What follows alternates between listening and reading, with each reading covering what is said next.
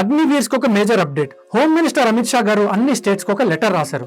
ఆ లెటర్ లో ఏమనుందంటే state government jobs లో అగ్నివీర్స్ కి 20% రిజర్వేషన్ ఉండాలని. Already Haryana, UP and Uttarakhand లాంటి స్టేట్స్ లో దీన్ని ఇంప్లిమెంట్ కూడా చేస్తున్నారు.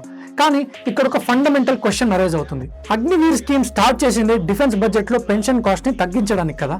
ఇప్పుడు అదే 75% అగ్నివీర్స్ అంటే 4 years తర్వాత పర్మనెంట్ సర్వీస్ కి సెలెక్ట్ అయిన 25% కాకుండా రిమైనింగ్ పీపుల్ కి స్టేట్ జాబ్స్ లో రిజర్వేషన్ ఇస్తే వాళ్ళకి సాలరీస్, పెన్షన్స్ కూడా స్టేట్ గవర్నమెంట్సే పే చేయాలి కదా.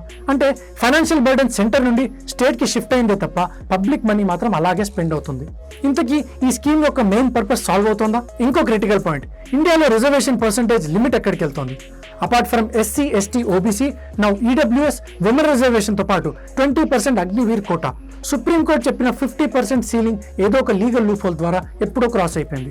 Legally it might be acceptable, but ethically is it correct? స్లోగా అగ్నివీర్ స్కీమ్ కింద 4 years ఆర్మీ సర్వీస్ ఏదైతే ఉందో అదొక మ్యాండేటరీ క్వాలిఫికేషన్ లాగా మారుతుందా? అంటే గవర్నమెంట్ జాబ్ రావాలంటే మొదటి స్టెప్ అగ్నివీర్ గా జాయిన్ అవ్వడం అనే విధంగా అర్థం వస్తుందా? ఇది మెరిట్ బేస్డ్ కాంపిటీషన్ ని ఇంకా తగ్గించినట్టు కాదా? అగ్నివీర్ రిజర్వేషన్ స్టేట్స్ కి హెల్ప్ అవుతుందా లేక బర్డెన్ అవుతుందా?